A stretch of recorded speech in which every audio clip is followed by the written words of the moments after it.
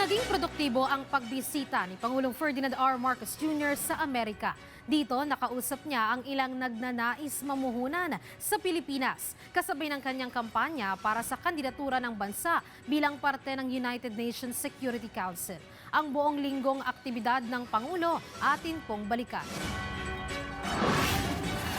Sumentro ang linggo ni Pangulong Ferdinand R. Marcos Jr. sa kanyang naging biyahe sa Estados Unidos. Sa kanyang pagharap sa United Nations General Assembly sa New York, nanawagan ng suporta ang Pangulo sa mga bansang kasapi ng UN para sa kandidatura ng Pilipinas sa United Nations Security Council para sa taong 2027 hanggang 2028. Iginiit niya na handa ang Pilipinas na maging boses ng Indo-Pacific, ng developing countries at ng mga bansang pinakaapektado ng climate change habang itinataguyod anya ang diplomasya, kapayapaan at kooperasyon sa pandaigdigang komunidad.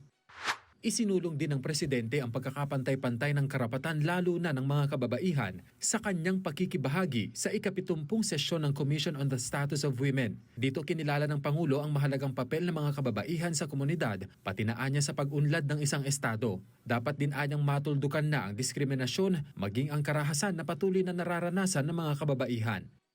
Karoon din ng mga pribadong meeting ang Pangulo sa US kaugnay ng pagpapalakas naman ng pamumuhunan sa Pilipinas. Isa sa nakapulong niya ang US Medical Glove Company o USMGC na planong mag-expand ng operasyon sa bansa na posibleng makapagbukas ng nasa 2,000 job opportunity para sa mga Pilipino. Tinatayang nasa $200 million ang inisyal na ilalagak na investment ng kumpanya. Nakapulong din niya ang senior leaders ng JP Morgan Chase & Company kung saan natalakay ang patuloy na kooperasyong pang-ekonomiya at iba pang pandaigdigang issue.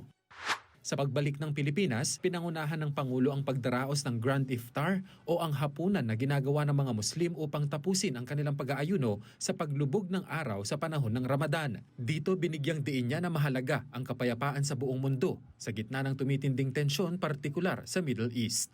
Kenneth Pasyente para sa Pambansang TV, sa Bagong Pilipinas.